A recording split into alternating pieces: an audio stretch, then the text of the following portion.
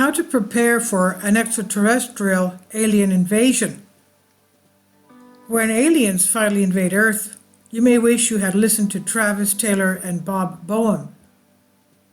And if the invasion follows a plot of a typical Hollywood blockbuster, they may also be the guys called in at the last minute to save the day. After all, they have written an introduction to planetary defense, a primer on how humanity can defend itself if little green men wielding death rays show up at our cosmic doorstep. And yes, they're serious. The probability really is there that aliens exist and are old enough to have technology to enable them to come here, Taylor said in an interview. Taylor and Bowen are hardly basement-dwelling paranoids obsessed with tinfoil hats in Area 51.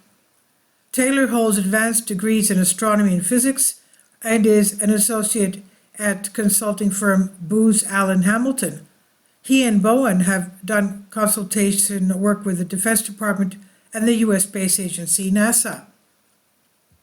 But their views have won few audiences outside of science fiction conventions, and their book is published by Brown Walker Press, which specializes in fringe topics and books with titles like The Science and Lore of the Plant Cell Wall and ESP and Psychokinesis, things like that.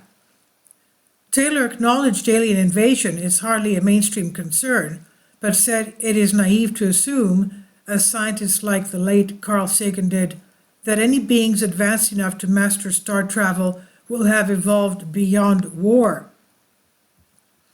Taylor said, "It's a wonderful idea that has no basis in reality." Now, what about Fermi's blunder? Taylor and Bowen, along with co-authors R.C. Anding and T. Conley Powell, revisited two issues that frequently pop up in the debate about whether Homo sapiens is alone in the universe. Drake's equation and Fermi paradox. Where is everybody? That is, where are all the ETs? The formula drawn up by U.S. astronomer Frank Drake in 1960 tries to estimate how likely contact with an alien civilization is given factors such as the number of habitable planets. Taylor and Bowen plugged in what they felt were conservative estimates, such as that aliens cannot travel faster than 10% of the speed of light. After crunching the numbers, they say it's possible that our Milky Way galaxy harbors thousands of intelligent alien species, and that there is a high probability that one or two of them visit Earth every single century. But if there are so many aliens out there, why haven't we heard anything from them already? This is the question famously posed by the physicist Enrico Fermi in 1950 to dismiss speculation by his colleagues that intelligent life should be routine. Taylor and Bowen are convinced Fermi got it wrong. Even if aliens used godlike technology to jump across thousands of light years in a single day, they would still need millions of years to explore all the star systems in the galaxy. They simply may not have stumbled across our neck of the woods yet. The Mujahideen-style resistance? Taylor and Bowen started thinking about how to respond to an aggressive extraterrestrial attack during a 2001 discussion about defending against terrorist attacks. Taylor said, "One thing that popped into my mind was that the only way Americans would be in an asymmetric war on the other side would be if we were attacked by aliens." Everyone chuckled, but then after a minute, the comments started setting in. Taylor said, "Then we really got to talking about it, and we thought, well, we really might need this contingency plan anyway.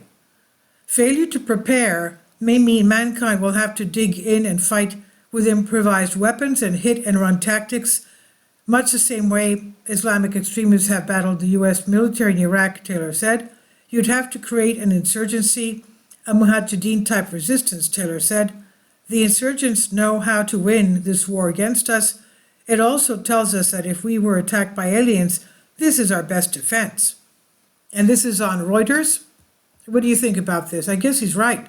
This is by Scott Hillis on Reuters. Please leave your comments, and thank you for your support. Kindly support my Patreon account. The daily posts are 5 videos daily, and they are totally different from what I have on my YouTube channel.